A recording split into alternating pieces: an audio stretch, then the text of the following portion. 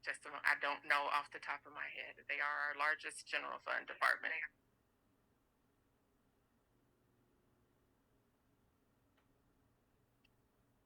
So the police department budget across all funds is $359 million in year one.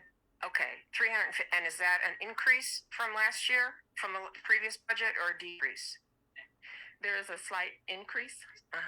So everybody's basically, almost everybody's being cut, but the police are getting more.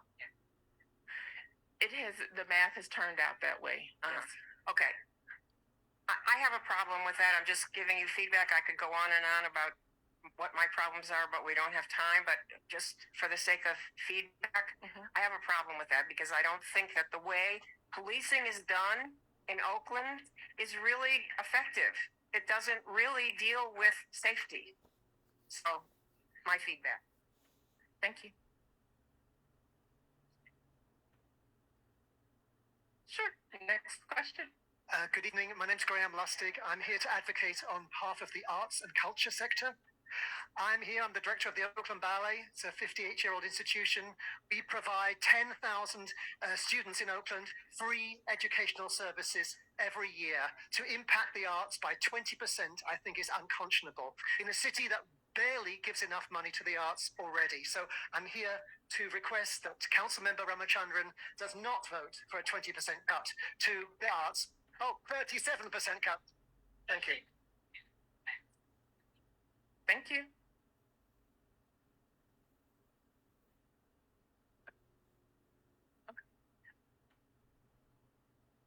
Thank you for those comments that address one of our pre-written questions.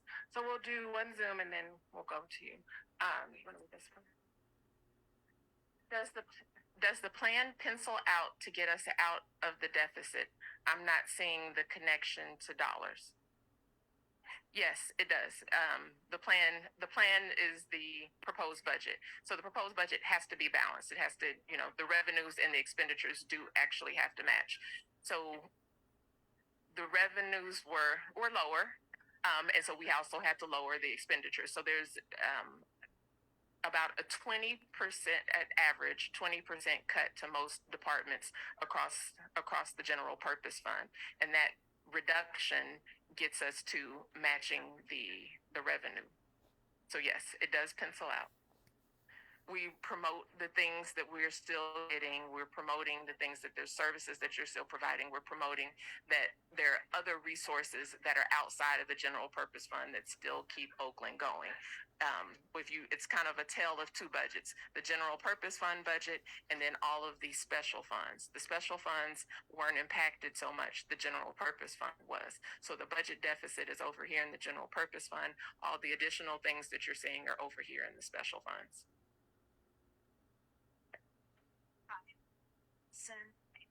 Thank you for this presentation. It's been really helpful.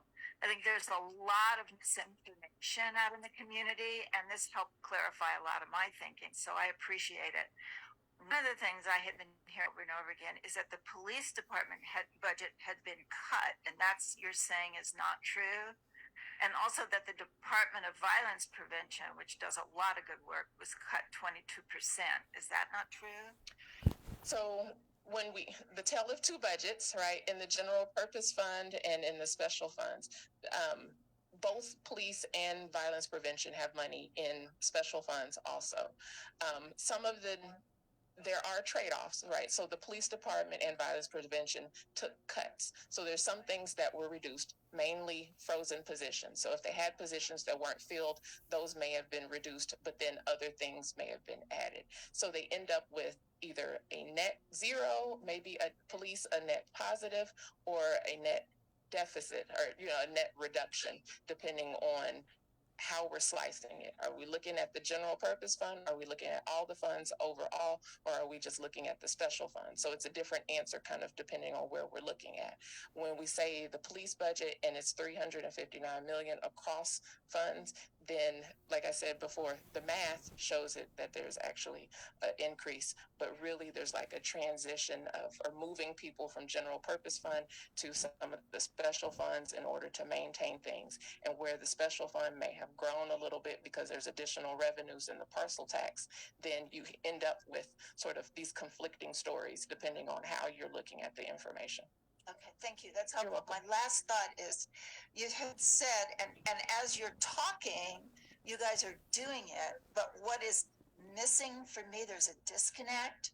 When you talk about the three major variables for basing the budget philosophy is equity, valuing the city's workforce, and strategic or innovative thinking. What's missing for me is a current snapshot of new or emerging needs that require critical attention. And I think we have that happening right now in Oakland. And I agree, we don't need our traditional police force, but we've got kids out there in serious trouble. And they create serious trouble because they have not been getting the kind of attention that they need. So we need to focus on that, because you're not going to get businesses in here if businesses are afraid to do business in Oakland. If people are afraid to drive in Oakland, if people are afraid to go out and walk on the streets because they're afraid. And I feel a sense of urgency, and I hope that you guys do too, because this is important. And District 4 is a strong economic base for this city. All of us need to feel safe, and kids need to feel safe. So somehow we've got to line this up, it seems to me, in a better way. And it is, at least for me, I feel like there's a sense of urgency to that. Well, and I appreciate that comment. And Measure AA is one of those ways that the city is approaching that.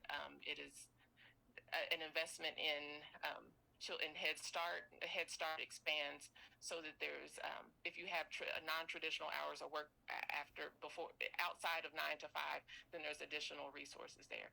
Then there's an investment to OUSD out of the Measure AA money. And so there is an investment in youth and a recognition that there's other ways of tackling some of these problems. We don't, because the budget is so big, it's $2 billion, we don't always do a good job at promoting some of those smaller facets of it. And if you aren't really aware of all the different parcel taxes and what it initially was cited for, then we kind of lose sight of that money is there, that money is being deployed, and that it is a priority for the city. Are completely overwhelmed. Can you hear me? No. What I hear is that the police are completely overwhelmed. And now I know the police chief may be there and can respond to that, but if they're overwhelmed, how are we addressing that? To get that, they can't wait for a year and then 2 years and these things going on. What are we going to do so that we can address an immediate emerging need that's hitting the whole entire community? Thank you.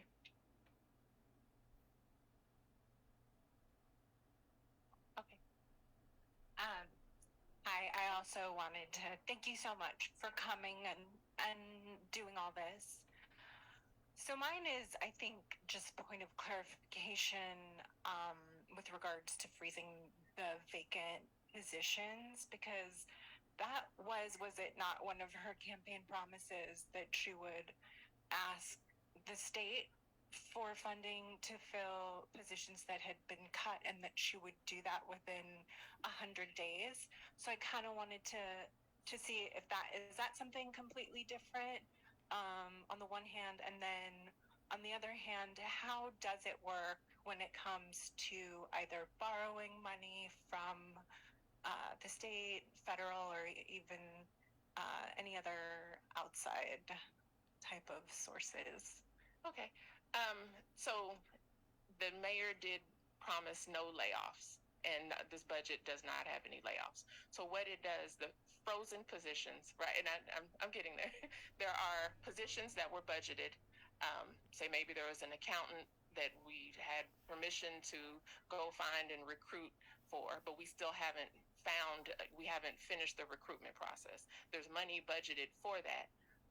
And so in the next year, the budget is removed. The position is still there, but the money is removed, hence freezing as opposed to a cut. So no one was in the position, no one lost the job, but the position is just sort of on hold until we have additional resources to fill it. We shortfall, is that kind of, she wasn't able to forecast the budget shortfall? Is that why she had said that she'd made the promise to fill those positions? Right. So Because I just think that you can't run a city if you don't have any workers. Right. I wouldn't disagree with you on that. In terms of, so if a position is vacant and it's whether it's filled or if it's vacant, there's no one performing the service. So at the point in which you have a position but there's no one there, you're technically you're not receiving that service. So is it a service reduction by not filling it? It's a service sort of maintenance. Okay. And I know that's semantics, and I'm not trying to dismiss anything that you're saying. Another way to restore a position or provide funding for a position is to get a federal grant. In the last few days, our fire department was notified that they received a SAFER grant, which is a federal grant that allows for them to get 35, I think it's 8 million a year, which kind of can equate to about 35 new firefighters. The police department was also able to secure a grant, a COPS grant that gives them, how many was it? 15 new police officers.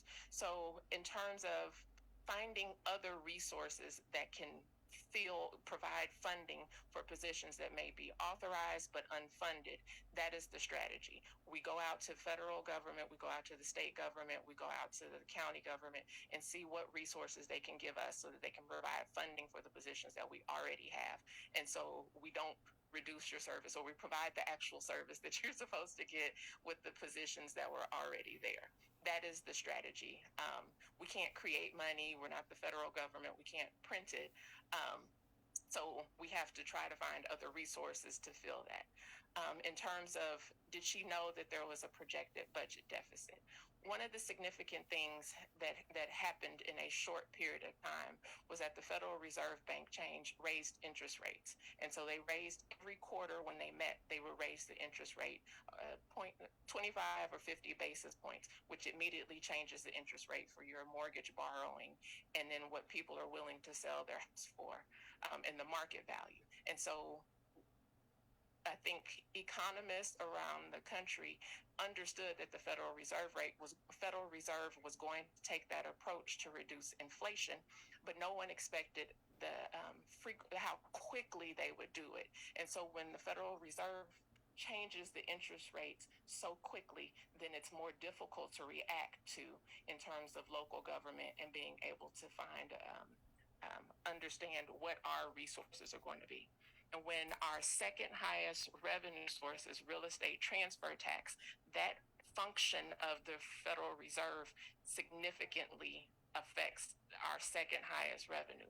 And so you don't really have enough time to react. And as she was campaigning and promising, the economy was quickly changing on her. And so when she took office in January, she was, presented with, from my office, you get the $360 million deficit.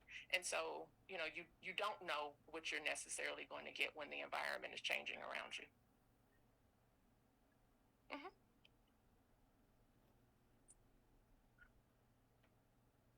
What will the city do to change the retirement system? Consider funding in each year what the city can afford versus promising money later. Think 401k match. So the city participates in CalPERS. It's a state retirement system. The city doesn't have authority to change the calculation for retirement. In 2013, is that when Pepper went through 2013? In 2013, CalPERS, the retirement system, there was an act, Public Employees, it's PEPRA, PEPRA, Public Employees Something Retirement Act. Yes, thank you. And that changed the formula and the calculation for all new employees who are in CalPERS. So the rich retirement plan of governments is no longer offered to new employees. If you started with the city or any other CalPERS entity after that act, then your retirement benefits are capped. So there's been a statewide effort to change the retirement system, or it was changed then, and so that has significantly reduced the retirement liability for each local entity that is in CalPERS. So the city of Oakland has a closed retirement system called Oakland Police and Fire Retirement System. It is closed. There's no new members. It's been closed since 1976. The liability is reducing over the years. It's almost completely funded. It isn't 100% funded, but it's pretty close to being completely funded. And that one is capped. And as the members of it transition, then eventually the liability for the city will go away. Kevin Daly with the Traffic Violence Rapid Response. And I want to thank the mayor's office and the council member for supporting traffic safety in this budget. It's a great idea because the more people can walk or cycle or take transit, the lower the carbon footprint also. So it's 2, 3, 4 for 1. There's a couple of issues though that I saw. One concerns me about reducing the people who are working to improve the sidewalk, repair the sidewalk. And that's mostly something that property owners are required to fix when there's broken sidewalks, but they have to be informed by the city. And I know when my sidewalk was broken, it was reported to 311, but I never got a notice. I did fix it anyway, but I wonder what's going on there. Disabled people can't get by with the broken sidewalk. Another quick issue, if we can move traffic enforcement away from the police and possibly to other parts, maybe we can reduce Oakland police overtime. And maybe that even includes bringing back red light cameras and speed cameras if they become legal. Red light cameras are legal today, but the city's chosen not to use them. So what can we do on that front, on sidewalk and moving traffic enforcement? For sidewalk improvements, there's resources. So one of the things that's about this budget, because we present significant changes, and some of the significant changes are moving things from the general purpose fund to other special funds. And if you look at it in the general purpose fund, it says there's a reduction over here. And you have to, and I'll admit it's not that user-friendly in some instances, but then you have to go to the other fund and see that there's an increase. So in one area, there may be a decrease, in another area, there's an increase. In the capital budget, there's additional resources for sidewalk improvement, sidewalk repairs. And so you might be seeing the mismatch of information from the general purpose fund to the special funds. Tomorrow, then it's being done now, I guess. But, today sidewalks aren't being repaired, but I guess you're saying it won't be any worse. So we're with the passage of Measure U and the transition of positions to the special funds, we anticipate that they will be able to perform the services because there's funding for it. And with the focus on hiring the positions that deliver those services, our expectation is that you will see some sidewalk repairs because there's money, and eventually the people will be hired to do the work. Sure. No, that was promised in the last resolution, of course. And anything about moving enforcement away from OPD so we can reduce some of the police overtime? There has been a movement to change some, so like the vehicle enforcement abandoned auto has been taken away from the police department and transitioned to the Department of Transportation. And so there have been some efforts within the city to reorganize and move things to affect that so that the police officers can do other things besides that. Additionally, with the, as you said, with the red light cameras, the city takes significant steps to ensure people's privacy. We have a privacy commission and rules around privacy and using cameras to monitor and track people. And so there's a larger scope of